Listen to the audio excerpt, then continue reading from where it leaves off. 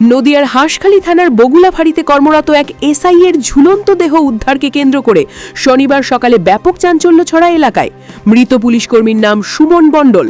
Police সূত্রে জানা গিয়েছে প্রায় 1.5 মাস আগে তিনি বগুলাফাড়িতে যোগদান করেন। কর্মস্থলের কাছেই সোনাশিল এলাকার একটি ভাড়া বাড়িতে একাই থাকতেন তিনি। শনিবার সকালে স্থানীয় বাসিন্দারা তার ভাড়া বাড়ির ঘরের ভিতরে তাকে ঝুলন্ত অবস্থায় দেখতে পান। সঙ্গে সঙ্গে খবর দেওয়া হয় হাঁসখালী থানায়। খবর পেয়ে পুলিশ ঘটনাস্থলে পৌঁছে দেহ উদ্ধার করে বগুলা গ্রামীণ হাসপাতালে নিয়ে যায়।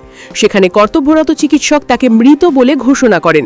পরবর্তী আইনানুগ প্রক্রিয়া মেনে মৃতদেহ ময়না তদন্তের জন্য পাঠানো হয়েছে। কী কারণে এই মৃত্যু তা এখনও স্পষ্ট নয়।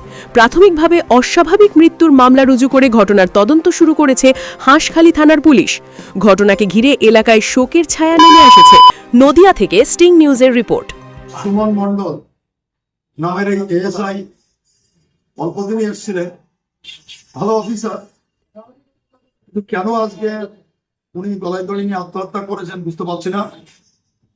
সকালবেলায় বডিটা ওনার দেখা গেছে এই অবস্থায় যারা কাজ করতে যায় তাদেরই একজন দেখেছে। এই মুহূর্তে সমস্ত অফিসাররা সেখানে এসছেন, সেখানে দেখে এলাম। উনি ভালো অফিসার ছিলেন, কেন ঘটেছে কি ঘটেছে পুলিশের তদন্তে নিশ্চয়ই জানা যাবে। পুলিশ তদন্ত করছে। ওনার নাম সুমন মণ্ডল। বয়স মোটামুটি 40-40-এর কাছাকাছি।